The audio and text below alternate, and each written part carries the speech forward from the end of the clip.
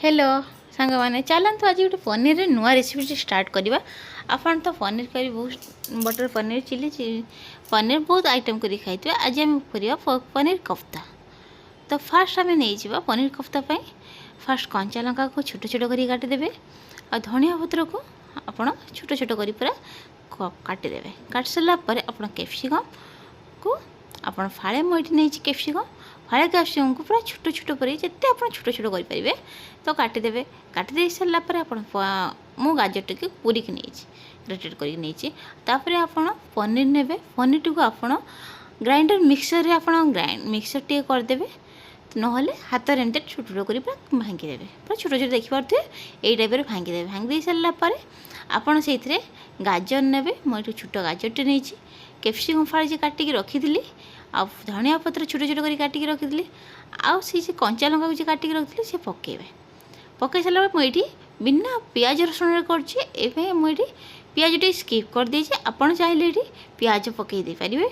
मुझे चाट मसला पकई आप चाहिए लेंबू रस पकई पारे गोटे फाड़े लेंबू रस पकईदेवे। मुझे चाट मसला यूज कर चाट मसला यूज कर सारापर धनिया पाउडर जीरा पाउडर लंका पाउडर तो मुझे यूज कर लुण दे सारापर मैदा गोटे कप यूज कर कहीं से जो आम जो छाणा कोफ्ताटा तो से भल से बांधी हो आ पनीर भांगन देखिपे मुझे गोटे कप मैदा नहीं सारापर भल से गोलेदेवे। गोले सारापर देखिए गोल गोल सेप देवे कोफ्ता सेप्रे गोल गोल टाइप करदे। कर सारापर देखिपे बहुत सुंदर हो गला। जदि टी भांगी होता आपंकर आउ टे मैदा देवे। देखिए के सुंदर मुझे कर सारापर आप गैस ऑन करेंगे। गैस ऑन कर सारापर गोटे पैन बसैबे। पैन टी बसई सारापर पैन टी भल से गरम हो ना ठंडा है तेल छाड़े आम पनीर कोफ्ता तले लग तो पैन टी भल से गरम हो गला आपड़ से रिफाइन ऑयल यूज करेंगे। रिफाइन ऑयल टा भी देखिए टे गरम हो गला तो आप फास्ट गोटे गोटे कर कोफ्ता को छाड़े। आप गोल आम जे गोल कर रखी से आम छाणा छाणी गोटे गोटे कर सब छाणी देती। आपड़ यहाँ पियाज रसुण भी यूज करेंगे।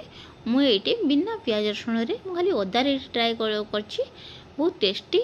आपड़ यहाँ आम रुटी सहित परोटा सहित नान सहित भी खाईपारे बहुत टेस्ट लगे। आप निहाती घरे ट्राए करूँ।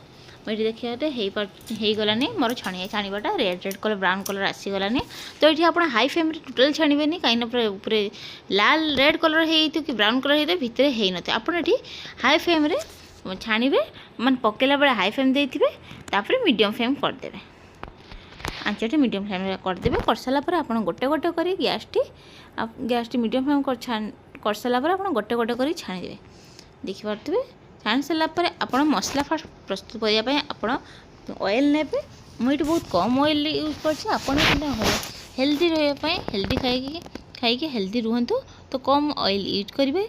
मुझे तेजपत्र डालचीनी 3-4 गुजराती अलैच आ गोलमरीच 3-4 लवंग पकई सारी पकई सारापर मुझे अदा आ काजू 8-9 पकईकी भल से टे गला भाजी आसला आप मुझे 2टी टमाटो बड़ बड़ टमाटो साइज 2टी टमाटो मुझे यूज कर सारापर आप भल से टमाटो भाजी आसला आप लुण पकईदेवे।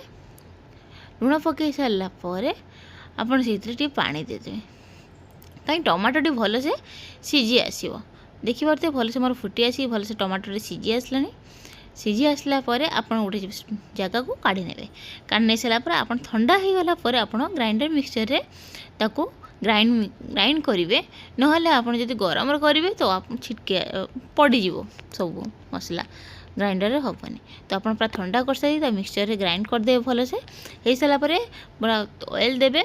ऑयल दे सारापर आप पूरा कम फ्लेम गैस फ्लेम कम करदे कहीं तेल टी गरम हो गला सागे सागे हल्दी और चिली पाउडर लंका पाउडर आप पकेबे ना पुड़ीज बहुत शीघ्र।